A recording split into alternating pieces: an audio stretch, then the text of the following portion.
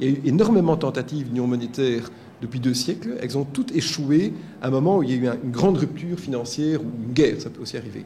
Mais, il arrivera un moment où, je crois, l'Europe va devoir accepter un certain laxisme monétaire si elle le fait après les autres pays. Vous comprenez ? Si à un moment l'euro devient trop fort, eh bien on va assouplir les politiques monétaires, on aura de l'inflation et on se mettra dans la même situation.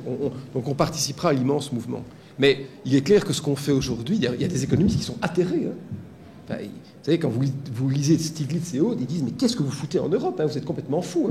Vous voulez rigidifier l'économie, alors qu'en réalité, tout le monde devient complaisant. » Mais parce que dans un monde international, on ne peut plus se prévaloir d'une carrière locale pour atteindre des niveaux importants dans nos sociétés internationales.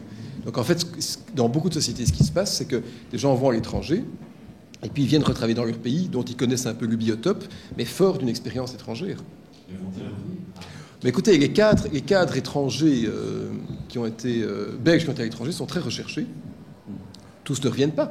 Mais d'un autre côté, autant on ne doit pas avoir une vision nationaliste, autant ça doit aller dans les deux sens. Si c'est bon pour un Belge d'acquérir des expériences à l'étranger, c'est bon pour un étranger de venir travailler en Belgique aussi.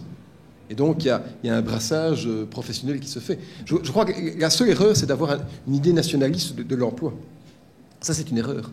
Le jeune qui dit « je veux travailler en Belgique parce que je suis né à Popringue ou je ne sais pas quoi, et je veux, ou à Braine-l'Alleud comme moi, il dit « je veux prendre mon train tous les matins et rentrer bien le soir », ça ne va pas aller pour lui. Mais donc voilà, il faut une vie, à mon avis, plus flexible, plus prise en charge par soi-même, ne pas avoir peur de l'avenir, accumuler des projets, des jobs, des expériences, être utile plus rapidement dans son métier. En fait, on devrait être à soi-même un indépendant, comme on dit, que les surporte.